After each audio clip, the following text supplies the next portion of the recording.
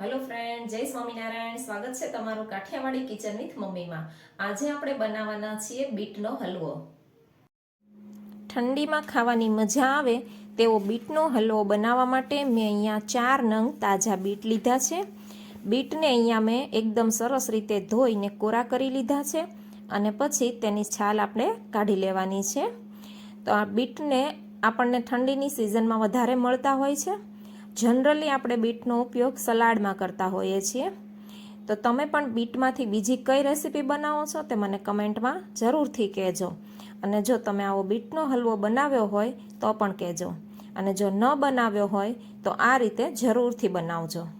સ્વાદમાં એકદમ ટેસ્ટી અને હિમોગ્લોબિનથી ભરપૂર એવો આ બીટનો હલવો તમને ચોક્કસથી ભાવશે. આ બીટની છાલ નીકળી જાય એટલે આપણે તેને રેગ્યુલર ખમણીની મદદથી ખમણી લેવાના છે. બીટમાં ભરપૂર માત્રામાં વિટામિન સી હોય છે અને પ્રોટીન પણ વધારે હોય છે. અને બીટ આપણને રોગ પ્રતિકારક શક્તિ પણ વધારે આપતા હોય છે. અને બીટ હિમોગ્લોબિન વધારવાનું પણ કામ કરતા હોય છે.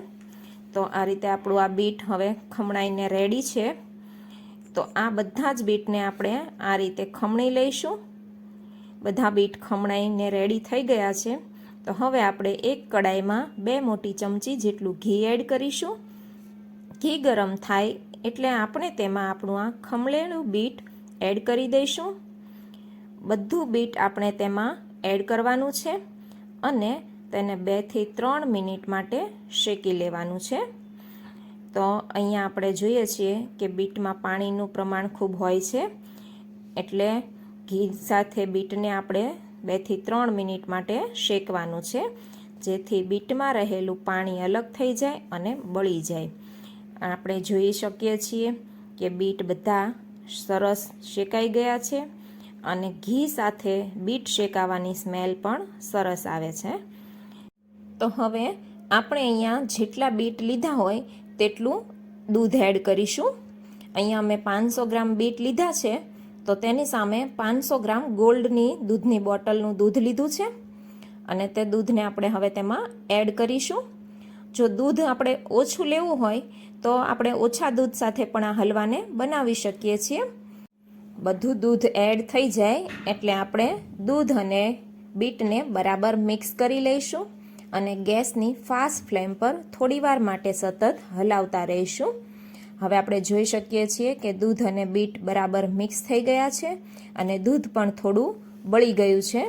તો આ રીતે આપણે તેને સતત હલાવતા રહીશું. આપણે જોઈ શકીએ છીએ કે દૂધ આપણું ઉકળવા માંડ્યું છે અને બીટ સાથે સરસ મિક્સ થઈ ગયું છે. તો આ રીતે આપણે 2 થી 3 મિનિટ માટે ગેસની ધીમી ફ્લેમ પર દૂધને ઉકળવા દઈશું, જેથી બીટ દૂધ સાથે સરસ બફાઈ જાય. અને વચ્ચે વચ્ચે ધીમે ધીમે આપણે એને હલાવતા રહીશું, જેથી આપણો હલવો નીચે ચોંટી ન જાય. મેં અહીંયા 2 મોટી ચમચી તાજી મલાઈ એડ કરી છે.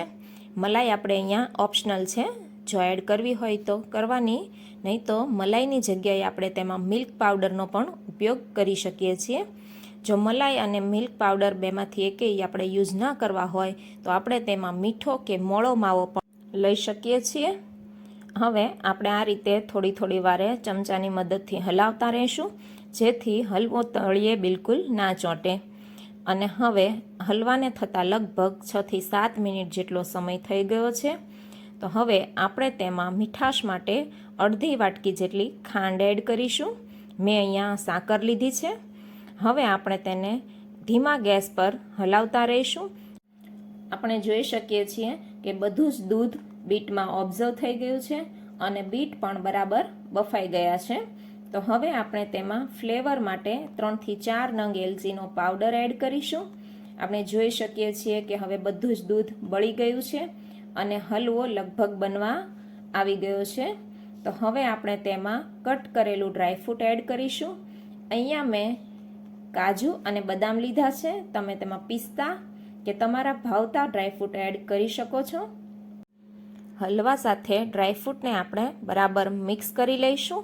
તો આપણે જોઈ શકીએ છીએ કે આપણો આ હલવો હવે બનીને રેડી છે. તો ગેસ બંધ કરી આપણે તેને નીચે ઉતારી લઈશું. તો હિમોગ્લોબિનથી ભરપૂર અને ખાવામાં ખૂબ જ ટેસ્ટી એવો બીટનો હલવો બનીને રેડી છે. એકવાર જરૂરથી ટ્રાય કરજો અને મને કમેન્ટમાં જણાવજો. આ હલવાને આપણે ફ્રીઝમાં 10થી 12 દિવસ સુધી સ્ટોર કરી શકીએ છીએ અને 2 દિવસ સુધી આપણે આ હલવાને સારી રીતે રાખી શકીએ છીએ. તો તમને કેવી લાગી આ રેસીપી મને કમેન્ટમાં જરૂરથી જણાવજો. અને હા, જો તમને આ રેસીપી ગમી હોય તો વિડીયોને લાઈક કરો, શેર કરો અને મારી ચેનલને સબસ્ક્રાઈબ કરો. Thank you for watching.